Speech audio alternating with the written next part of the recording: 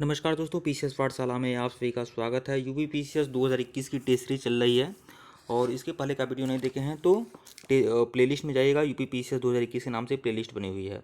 तो यह UP PCS 2021 की टेस्ट सीरीज है और यह टेस्ट सीरीज संख्या 10 है। यूपी पीसीएस 2021 की यह जो प्रीलिम्स की टेस्ट सीरीज चल रही है यह आरओ 2021 के लिए भी इंपॉर्टेंट है। तो इसके पहले का वीडियो नहीं देखे हैं तो प्लेलिस्ट में जाइएगा। यूपी पीसीएस 2021 के नाम से प्लेलिस्ट बनी हुई है। टेलीग्राम को बिल्कुल ज्वाइन करिएगा। टेलीग्राम का लिंक डिस्क्रिप्शन में है, ज्वाइन कर लेंगे तो यह पीडीएफ आपको टेलीग्राम पे मिल जाएगा।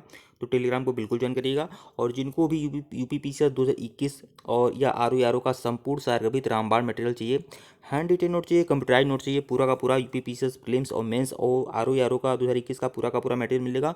जिनको भी चाहिए वह हमारे ऑफिशियल व्हाट्सएप नंबर पर संपर्क कर सकते हैं। ऑफिशियल व्हाट्सएप नंबर जो है डिस्क्रिप्शन में दर्ज है और यहाँ पर भी बता दे रहा हूँ 83 18 39 72 76। यह हमारा ऑफिशियल व्हाट्सएप नंबर है, आप संपर्क कर सकते हैं। देखिए देखिए दोस्तों, जो भी मटेरियल है चार्जेबल है, तो जो लोग सीरियस होंगे बस वही लोग संपर्क करेंगे और टेलीग्राम को बिल्कुल ज्वाइन करिएगा। आइए सीधे प्रश्नों पे आते हैं। तो यह टेस्ट सीरीज संख्या 10 है दोस्तों, 10 टेस्ट सीरीज संख्या 10। तो देखिए पहला प्रश्न है, निम्नलिखित में से कौन सा भारत में जनसंख्या के अनुसार सबसे लोकप्रिय शहर एवं शहरी समूह है। तो चार ऑप्शन है, नई दिल्ली, मुंबई, चेन्नई, कोलकाता। तो सबसे जनसंख्या के अनुसार सबसे लोकप्रिय शहर या शहरी समूह कौन है? मुंबई, विकल्प बी। प्रश्न 2 देखिएगा, भारतीय संविधान की किस अनुसूची में भाषा के आधार पर विवरण दिया गया है? तो आठवीं अनुसूची में भाषा का वर्णन किया गया है और आठवीं अनुसूची में संविधान में कुल 22 मान्यता प्राप्त भाषाओं का जिक्र है। देखिए दोस्तों, सबसे पहले जो इसके पहले अब 22 हो गया है, लेकिन सबसे पहले जब आठवीं अनुसूची में 14 मान्यता प्राप्त भाषाएं थी, लेकिन अब बढ़कर 22 भाषाएं हो गई हैं। 21वें संविधान संशोधन के अनुसार सिंधी भाषा को ऐड किया गया है, 21वें द्वारा सिंधी को ऐड किया गया है। फिर 71वें संविधान संशोधन के द्वारा नेपाली, मणिपुरी, कुकड़ी को ऐड किया गया है और 92वें संविधान संशोधन द्वारा बोडो, मैथिली, डोगरी, संथाली आदि भाषाओं को ऐड किया गया है। तो यह चीज़ ध्यान में रखिएगा। प्रश्न 3 देखिएगा, 4 जून 2020 को निम्नलिखित में से किसने ग्लोबल वैक्सीन शिखर सम्मेलन की मेजबानी की थी? ग्लोबल वैक्सीन शिखर सम्मेलन की मेजबानी 4 जून 2020 को किसने किया था? तो यूनाइटेड किंगडम किया है, यूनाइटेड किंगडम।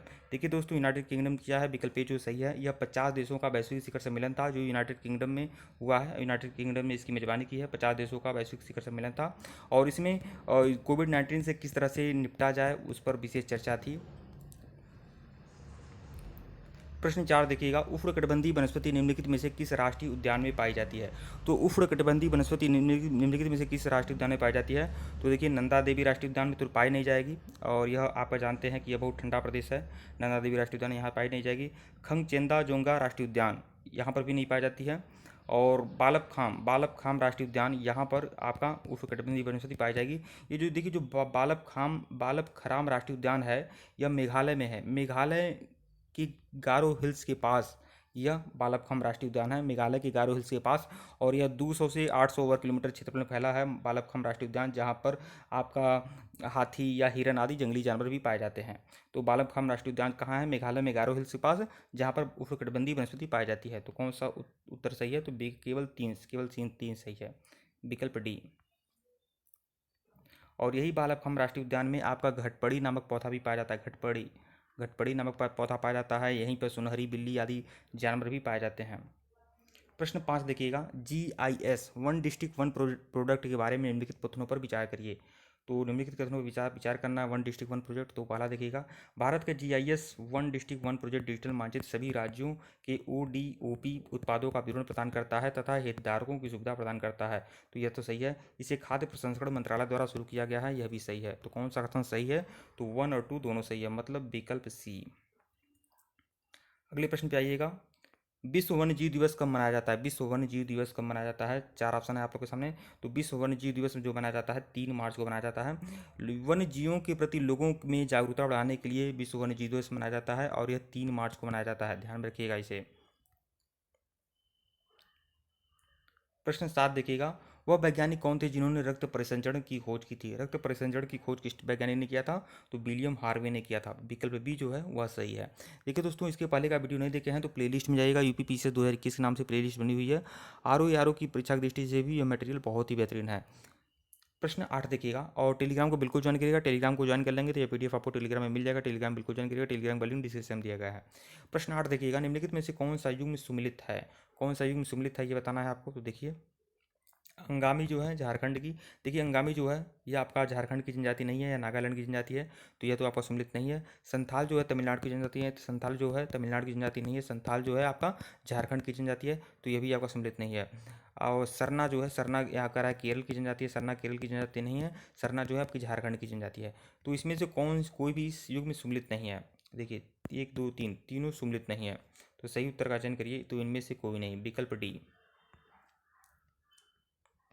प्रश्न 9 देखिएगा, राजीव महर्षि समिति जो हाल ही में समाचारों में देखी गई संबंधित है। तो यह राजीव महर्षि समिति किससे संबंधित है? देखिए राजीव महर्षि जो हैं यह पूर्व नियंत्रक महालेखा परीक्षक हैं, मतलब पूर्व कैग हैं ये राजीव महर्षि। तो इनकी अध्यक्षता में एक समिति गठित की गई है जो हाल ही में समाचारों में चर्चा में रही है। और कौन, यह क्या काम है इसका? तो देखिए, बैंक उधारकर्ताओं को राहत के आकलन में सहायता करना। राजीव महर्षि समिति का काम क्या है? बैंक उधारकर्ताओं को राहत के आकलन में सहायता करना, मतलब विकल्प सी जो है वह सही है राजीव महर्षि समिति का। प्रश्न 10 देखिएगा, जैव आरक्षित क्षेत्र के बारे में निम्नलिखित कथनों पर विचार करना है। तो विचार करिए, पन्ना टाइगर रिजर्व भारत का 13वां यूनेस्को जैव आरक्षित क्षेत्र है। तो देखिए, पन्ना टाइगर रिजर्व को हाल ही में जैव आरक्षित क्षेत्र बनाया गया है, लेकिन यह 13वां नहीं बल्कि 12वां जैव आरक्षित क्षेत्र है। और कुल 12 जैव आरक्षित क्षेत्र ही हैं। यह 12वां जैव आरक्षित क्षेत्र है पन्ना टाइगर रिजर्व। तो यह चीज़ ध्यान रखिएगा। और यह देखिए दूसरा, यूनेस्को ने भारत से 13 जैव मंडल को अपनी जैव आरक्षित क्षेत्र में शामिल किया है। तो यहाँ पर बता दिया हूँ पहले ही कि यह 12वां जैव आरक्षित क्षेत्र है और यह 12 जैव आरक्षित क्षेत्र ही भारत में है। तो कौन सा कथन सही है? तो इसमें 1 और 2 दोनों सही नहीं है, तो न तो 1 न तो 2, विकल्प डी। प्रश्न 11 देखिएगा, निम्नलिखित में से कौन मनरेगा के प्राथमिक उद्देश्यों में से एक है? मनरेगा का प्राथमिक उद्देश्यों में कौन सा एक है? तो 4 ऑप्शन है आप लोगों के सामने। तो मनरेगा का प्राथमिक उद्देश्य क्या है जानते हैं कि यह आपका एक गारंटी कार्यक्रम है बेरोजगारी मिटाने के लिए।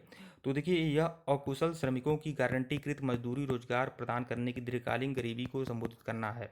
तो अकुशल श्रमिक जो हैं उनको गारंटीकृत मजदूरी मिले और उन्हें रोजगार मिले, 100 दिन का रोजगार इसमें दिया जाता है। तो यही है। प्रश्न 12 देखिएगा, हाल ही में किसकी पुस्तक जिसका शीर्षक I do what I do जारी किया गया है? I do what I do किसकी है पुस्तक? तो यह I do what I do जो पुस्तक है ये आपका पुस्तक है रघुराम राजन का। रघुराम राजन का, विकल्प सी। हॉपर्स कॉलिंग इंडिया, शायद यही है। इसी ने इस पुस्तक को प्रकाशन किया, हॉपर्स कॉलिंग इंडिया।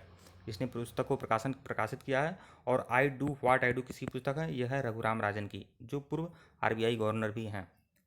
प्रश्न 13 देखिएगा, भारत का कौन सा राज्य अधिकतम राज्य के साथ अपनी सीमा साझा करता है? तो अधिकतम राज्य के साथ सीमा साझा कौन करता है? तो वह करता है उत्तर प्रदेश। उत्तर प्रदेश कुल 13 राज्यों के साथ सीमा साझा करता है, तो ध्यान रखिएगा विकल्प डी जो है वह सही है, उत्तर प्रदेश। शायद 13 नहीं, मैं भूल गया हूँ, लेकिन यह ध्यान में रखिएगा बस। सबसे अधिकतम राज्यों के साथ सीमा कौन साझा करता है? उत्तर प्रदेश, विकल्प डी। प्रश्न 14 देखिएगा, 2023 में G20 शिखर सम्मेलन की मेजबानी करने वाला निम्नलिखित में से कौन सा देश है? तो 2023 में G20 शिखर सम्मेलन की मेजबानी कौन करेगा? तो 2023 में G20 शिखर सम्मेलन की मेजबानी कौन करेगा? तो वह करेगा भारत। तो यह चीज़ ध्यान में रखिएगा, मोस्ट इंपॉर्टेंट प्रश्न है। अगर 2023 की बात आ गई है कि 2023 में G20 शिखर सम्मेलन की मेजबानी भारत करेगा, तो 2020 में किसने किया था? 2020 में किया था सऊदी अरब ने। 2020 में G20 शिखर सम्मेलन की मेजबानी सऊदी अरब ने किया था। 2021 में कौन कर रहा है? 2021 में कर रहा है इटली।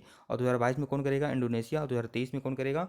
वह भारत करेगा। 2024 में कौन करेगा? ब्राज़ील करेगा। तो यह चीज़ ध्यान में रखिएगा आप लोग।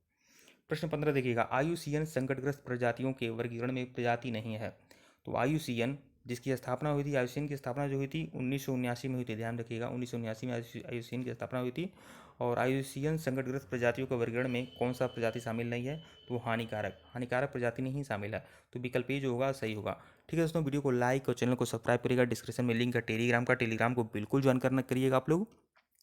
और इसके पहले का वीडियो नहीं देखे हैं तो प्लेलिस्ट में जाइएगा, यूपी PCS 2021 के नाम से प्लेलिस्ट बनी हुई है। लगातार सीरीज आपको मिल रही है, या जो भी सीरीज मिल रही है यूपी PCS 2021 के पूरे मतलब आधार पर मिल रही है, या आरओ परीक्षा के लिए भी बहुत ही इंपॉर्टेंट साबित होगा। तो आप लोग सभी लोग लगे रहिए और सीरीज को फॉलो करिए। ठीक है दोस्तों, वीडियो को लाइक और चैनल को सब्सक्राइब करिएगा। डिस्क्रिप्शन में लिंक टेलीग्राम का है, टेलीग्राम को बिल्कुल ज्वाइन करना है आप लोग को। सारे PDF टेलीग्राम में मिल जाएंगे। और जिनको भी यूपी PCS 2021 प्रीलिम्स और मेंस का संपूर्ण सारगर्भित रामबाण मटेरियल चाहिए, हैंड रिटेन नोट चाहिए, कंप्यूटराइज्ड नोट चाहिए, PDF चाहिए तो आप लोग हमारे ऑफिशियल व्हाट्सएप नंबर पर संपर्क कर लीजिएगा। ऑफिशियल व्हाट्सएप नंबर डिस्क्रिप्शन में दिया गया है। लेकिन देखिए दोस्तों, जो भी मटेरियल है वो चार्जेबल है, तो जो लोग सीरियस होंगे बस वही लोग संपर्क करेंगे। समीक्षा अधिकारी, सहायक समीक्षा अधिकारी का भी पूरा मटेरियल आपको मिल जाएगा। ठीक है दोस्तों, धन्यवाद आप लोग को।